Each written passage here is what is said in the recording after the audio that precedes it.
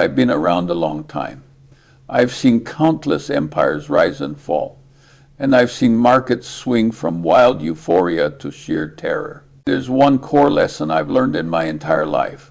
It's this: the human brain was designed to help us survive in the jungle, not to get rich in modern capital markets.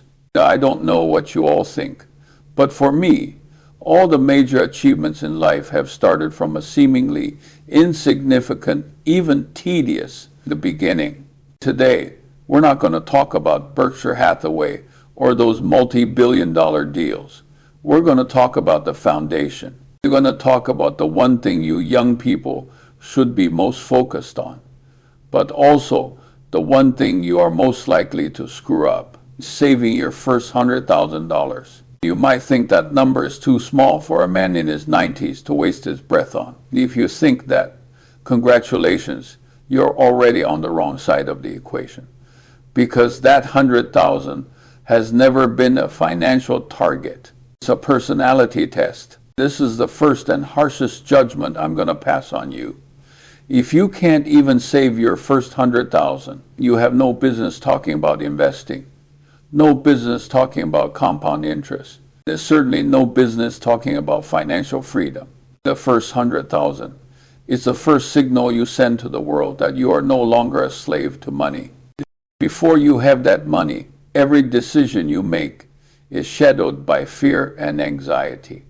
A single bill can ruin your peace of mind. The fear of missing out can make you blindly follow the herd. You'll sacrifice long-term value for a short-term paycheck. You are living in a trap of instant feedback and instant gratification, constantly paying for today's vanity with tomorrow's potential. The poverty isn't caused by earning too little. It's caused by spending too much. And I have to correct myself, even that's not quite right. The poor are poor because their brains are too expensive. Their brains have been hijacked by a psychological bias I call pretending to be rich syndrome. You're earning a regular white-collar salary, but living inside your head is a millionaire who's always ready to pop the champagne. You have to buy that luxury car to prove yourself. You have to post that extravagant vacation on social media. Even if your credit card is bleeding, you have to constantly upgrade your gadgets to make yourself look like you're on the cutting edge. What's behind all this? It's envy. It's one of the most stupid and destructive human emotions. You see your neighbor buy something new, and the chemicals in your brain start firing, creating the illusion that if you don't have it, you are being deprived. This deprival superreaction tendency is a demon. It makes you engage in behaviors that completely destroy your savings rate, just to keep up with people who aren't any richer than you are. You're not investing in your future. You're paying a massive premium for the opinions of others. I've seen far too many smart people in my life who were capable of making money, but were completely incapable of keeping it. They were always playing the part of a successful person. And when the curtain fell, their bank accounts were emptier than their trophy cases. You ask me, what's so hard about saving 100,000? The difficulty isn't the number itself. It's in becoming the kind of person who can save 100,000. This requires you to make a fundamental shift from a consumer mindset to a capitalist mindset. The consumer mindset asks, what happiness can I buy with this money? The capitalist mindset asks, what assets can I buy with this money to make it work for me? Only when you are willing to look poor for a while, willing to endure the boredom, have you passed this personality test. The young people love to talk about compound interest.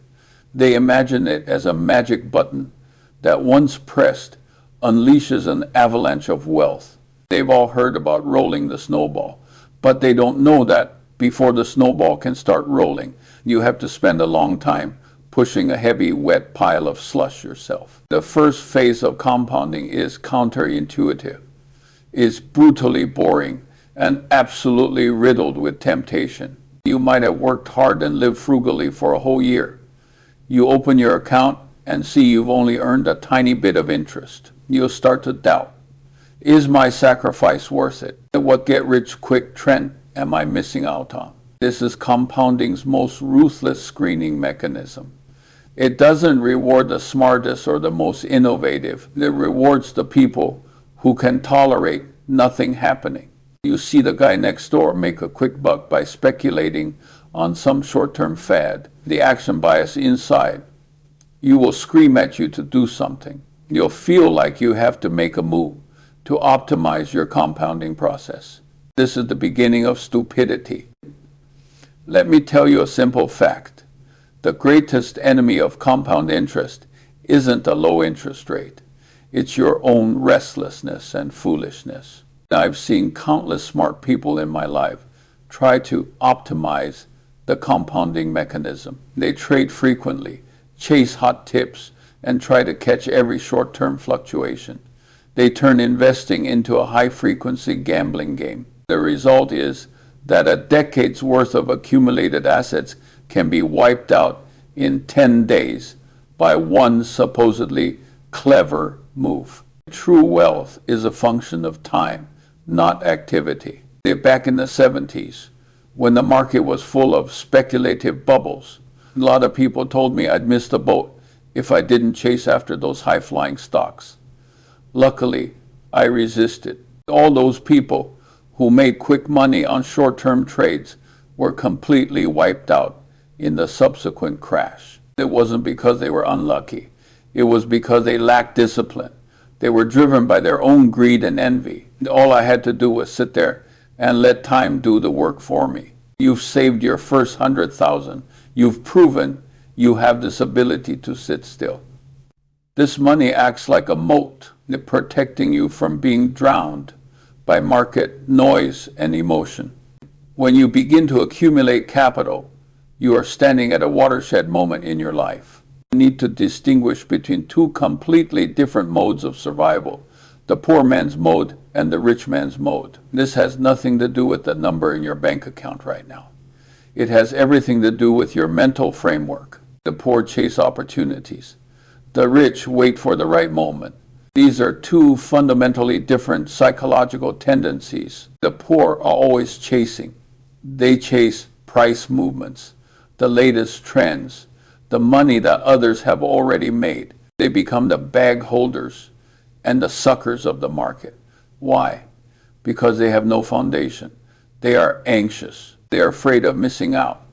They believe wealth comes from constant movement and change. You are in chasing mode. You are always in a reactive state. And all your decisions are based on external stimuli, a news headline, a price tick, a neighbor's success. You are always playing a game where someone else has already set the rules. The rich, on the other hand, wait for value. The waiting isn't laziness. Waiting is a strategy. We are waiting for the moment when price is far below intrinsic value. We are waiting for the moment when the public loses its mind and throws away the high-quality assets like they're garbage. You all know that Buffett and I spend most of our time just sitting around. We are like hunters, sitting on a perch, observing the market. We aren't anxious. We don't follow the herd. We know that the market's madness never lasts forever, and that one day it will offer a ridiculous opportunity to a patient person. Calm. Now, let's bring this concept back to your first 100,000. That 100,000 is the foundation that allows you to afford to wait. Imagine the market suddenly plunges into a panic and the stock of a high-quality company drops 30%. If you have no savings, what will your reaction be? You'll only feel fear. You'll worry about your job. You might even be forced to sell some assets to cover your living expenses. You can only be driven by emotion. If you have that 100,000 as ballast in your ship, you can remain calm when others are panicking. This money provides you with a psychological moat, allowing you to observe from the perspective of a capitalist, not to panic like a gambler. That gives you time to think, to evaluate value, instead of chasing price. The market crashing. When the market crashes, You are a proactive capitalist, not a reactive gambler. Someone asked me, how do you achieve this kind of strategic waiting? How do you resist the temptation of instant gratification? The answer brings us back to that ancient wisdom we discussed yesterday, frugality, the tamu. But you have to understand, the frugality I'm talking about isn't about hardship or being cheap. It is a deep-seated discipline, a defense against your own psychological biases. Frugality is the core expression of delayed gratification.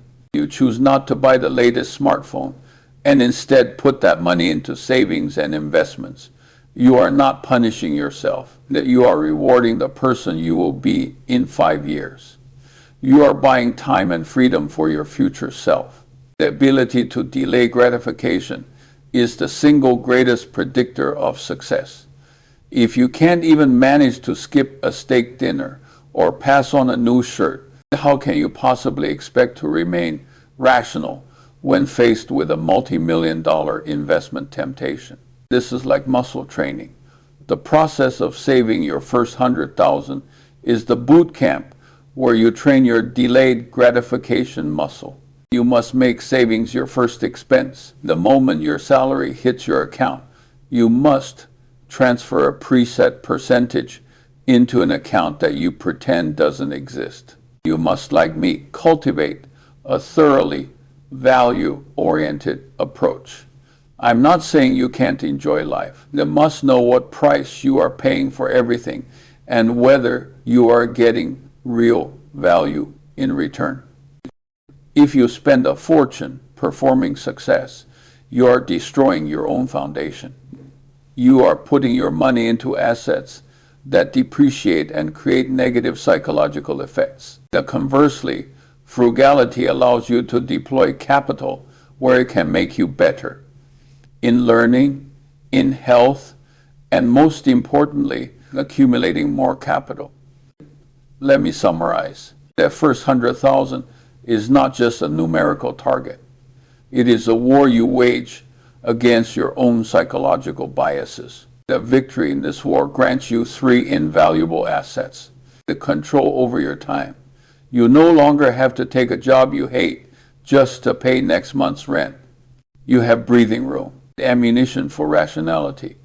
This money allows you to stay clear-headed when the market is euphoric and to act boldly when the market is fearful. You transform from a reactive chaser into a proactive value hunter, the discipline of delayed gratification.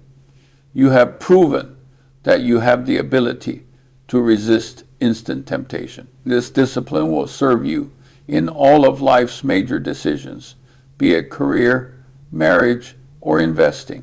You are all looking for the key to financial freedom. I'm telling you, the key is not some advanced investment technique. It's that you must first become a rational person. Becoming a rational person means understanding and avoiding the foolish tendencies inherent in human nature. The frugality is your defense against envy and the desire to show off. Patience is your weapon against action bias and short-sightedness. Only with this first 100,000 as your cornerstone do you truly earn the right to make money work for you. Only then do you have the ability to wait for value to appear, to wait for that wet slush to become a miraculous avalanche. And if you ask me how to proceed after that first 100,000, I'll tell you, keep doing what you've already been doing. The continuous learning, continuous discipline, continuous waiting. You don't have to be brilliant.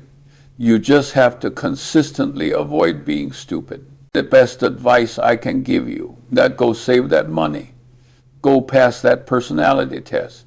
And then go enjoy the returns that compound interest will bring you. I have nothing further to add.